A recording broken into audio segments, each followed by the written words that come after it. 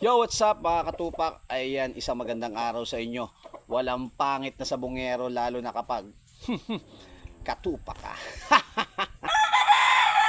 Yon mga katupak, ayan, isang magandang araw sa inyo. Mainit na naman po ang panahon.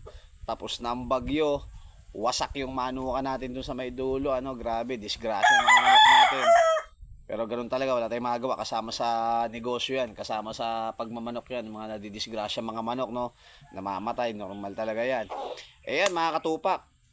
Eto, congratulations uli. Yan, congrats. Brother, Dandy Dialogo. Ayan, buyer natin yan, taga USA Guam. Naglalaban yan dito sa Bicol. Nagpadala tayo ng mga manok dyan ng mga nakaraan. Naglaban ito nung nakaraan. Ang inilaban yung dugong line natin, mga katupak. Pag nakita nyo yung laban, talagang pukpukan, dikdikan, basaan talaga yung laban, no? Medyo intense. Akala ko nga, sabi ko wala na, talo na. Pero yun, dinaan sa conditioning, dinaan sa vitamins. Ayan, naka-molasses yan, naka-Korean jelly yan, naka-honeybee, naka-malunggay powder yan. Umorder din sa atin yan. Ayan, matibay yung manok, matibay sa basaan. Grabe po talaga yung laban. Akala ko, sabi ko wala na, talo na. Nakatuka lang yung manok natin, panalo, patay din. Pero ang ganda ng laban, sobrang intense. Syempre, sa mga bagong viewers natin at sa mga makakapanood pa nito, sa mga gustong makapanood, gusto mapanood yung laban, i-chat nyo ako sa messenger ko, King Pac Iya Miguel. Okay, messenger ko o kaya yung isa kong messenger, King Pac. Dalawa po yan. Okay, yan. Chat lang kayo sa akin para mapanood nyo yung laban. At sinend naman sa atin ni Dandy yung laban nila sa Bicol. At napaka-intense, no? Yun ang masarap sa sabong, yung akala mo matatalo ka na. Meron naman akala mo mananalo ka na. Tapos nasisilat pa. Diba? Kasama talaga yan kasi yung kalaban natin mga katupak naghahanda rin yan. Yung kalaban natin winning line din yung mga manok nila. Yung kalaban natin kaya rin pumunta ng sabungan niya kasi iniisip nila magaling din yung manok nila. Hindi naman yan pupunta sa sabungan ito siguro baka makachamba to kahit alam mo namang bulok yung manok mo, walang conditioning, walang hinahanda po yan, yung iba kahit hindi masyadong namamalo pero hinahanda pa rin.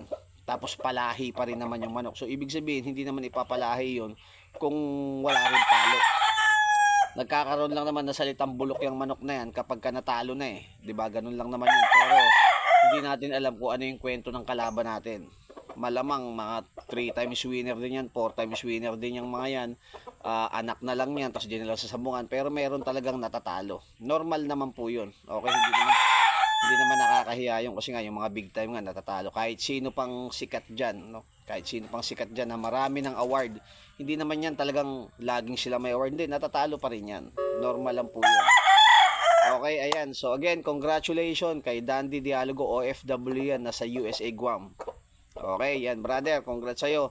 More wins to come. At syempre kay Dunil, ayan, shoutout ulit kay Dunil, yung buyer natin ng Manila. At yan, kay brother Ricky Go ng Samurai Game Farm. Congrats brother. 2 hits champion, Ricky Go ng Samurai Game Farm. Alfonso Cavite. Ayan brother, congrats sa'yo. At sa mga subscriber natin, buyer natin ng Puerto Princesa, Palawan, buyer natin ng molasses at Korean jelly. Ayan, may laban daw sila. Six tag derby, umorder sa atin ng molasses, umorder sa atin ng Korean jelly kasi nung matagal-tagal na yan, naglaban din sila, umorder din sa atin yan, pang conditioning talaga nila yan. Ayan, pakiantay na lang po yung mga umorder ng vitamins at sa mga maglalaban pa ng manok, good luck po sa inyo. At sa mga nanalo, congrats. Sa mga natalo, bawi tayo, normal yan, ganun naman talaga, may natatalo talaga. Hindi naman tayo laging tagumpay, hindi laging nakangiti. Parang panahon lang yan, di ba? Kagaya ngayon, maaraw. Pero isang buwan mahigit, panay ulan dito, talagang pag nakita niyo yung mga bakod, talagang kawawa talaga. Normal yun. Hindi naman purong semento to yung bakod natin. Etong kabilang side, sementado. Etong kabila, puro yero lang to. At talagang pag humangin ng todo at umulan ng umulan, normal talaga. Wala tayong magawa at tinawag ng panahon. Pero yan, salamat ng marami sa solid supporters natin, Luzon, Visayas, Mindanao. Nakalimutan ko yung pangalan, may nagpapa-shoutout pala sa atin, yung taga-Italy. Ayan, nag-iisa lang naman yung nag-comment sa atin, nakalimutan ko pa yung pangalan. Wala naman kasi na listahan, freestyle lang to. So yan, shoutout sa brother yan, OFW from Italy. Yan, mag-ingat ka dyan. At sa mga supporters natin, no, salamat ng marami. Ayan, abangan nyo. Siguro by September, makapaglaban tayo. Palipasin natin to kasi may mga darating pang ulan, may darating pang bagyo. At masyado tayong maraming inaasikasong mga problema dito. Ano? So, syempre hindi natin iisa-isahin yan. Pero yan, relax lang kayo dyan at abangan nyo yung mga susunod natin na update. Okay? Salamat ng marami sa inyo. Ayan, King Pac, syempre. Munlob.